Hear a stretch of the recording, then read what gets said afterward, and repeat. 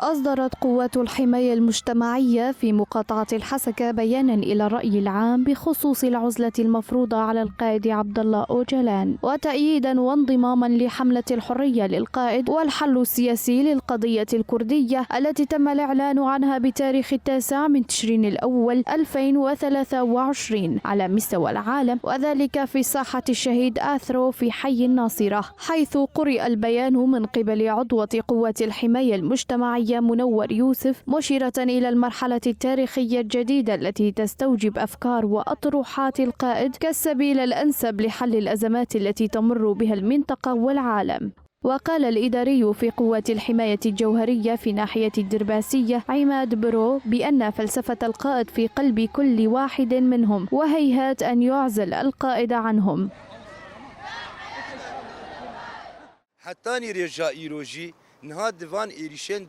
حتى اليوم هذه الهجمات التركية الأخيرة على مناطق شمال وشرق سوريا هي استمرار للمؤامرة الدولية على القائد عبد الله أوجلان، ومن أجل ذلك نقول لجميع دول الخارج وخاصة دولة الاحتلال التركية: أنتم لن تستطيعوا عزل قائدنا، لأنه باق بأفكارنا، وإيديولوجية وفلسفته تسكن في قلب كل واحد منا في مناطق شمال وشرق سوريا، وأننا نرى من خلال فلسفته حريتنا ووجودنا وحلولا لجميع مشاكلنا وأزماتنا.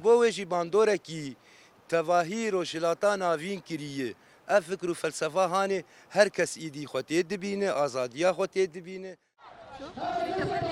وأكد من جانبه الإداري في قوات الحماية الجوهرية في إقليم الجزيرة حميد معيش أن القائد يدعو إلى أخوة الشعوب، وأنهم يسيرون على فلسفته وأفكاره في جميع مجالات الحياة.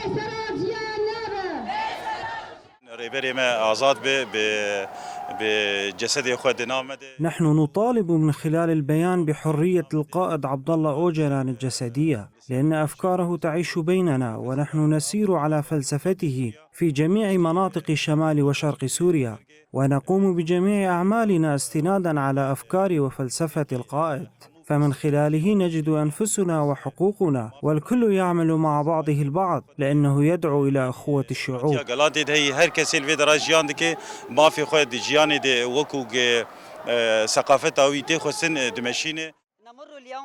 وفي ختام البيان تم ترديد الهتافات التي تنادي بحرية القائد والمطالبة بحل القضية الكردية.